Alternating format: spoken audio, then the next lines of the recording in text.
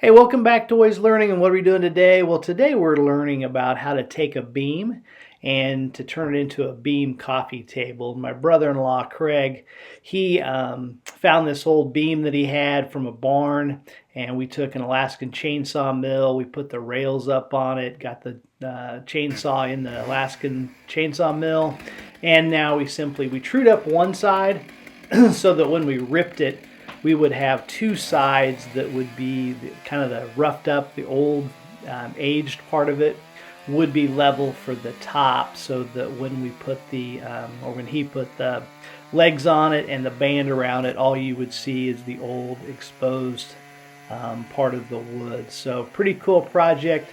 I'll share with you how kind of how he did it, and maybe you can build one at home, but it's a great little project.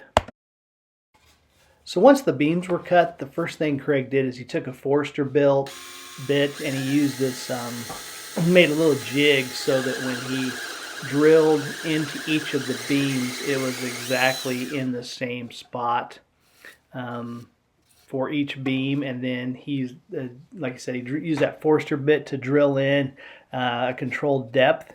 And then once he got all the beams drilled, then he simply ran and glued dowel rods into each of the beam on each side to hold them securely together.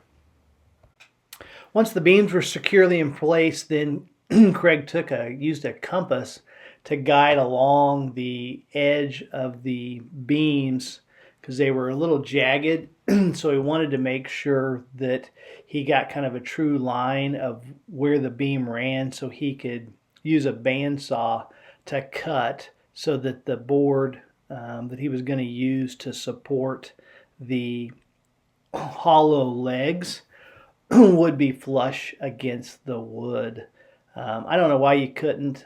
Craig's better at it than I am, but I don't know why you couldn't just have had a few little gaps. I think maybe he did it just so it would hold it a little more secure and hold it a little more level.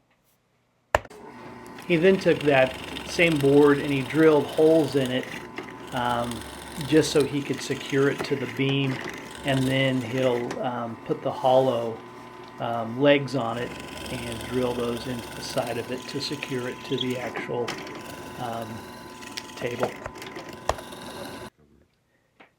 There's the holes in it. There's the beam. He put one on one side, and then he simply ran one on the other. He's going to secure it with screws to get it nice and tight to form a really solid base where he can attach the iron band around it and those hollow legs for support as well.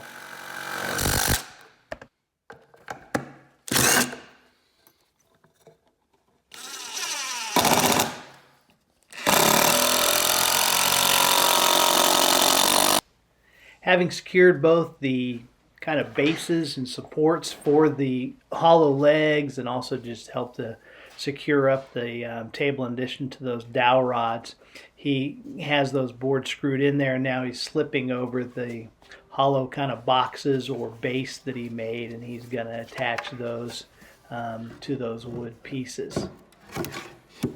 Kind of hides it really well, makes it look like it was actually part of the table. When he gets it all done, it's hard to tell where the beam ends and where the base begins. And then once he has those bases glued and nailed on there, he's going to make sure that they're level so that when it sits on the ground, the whole table is level.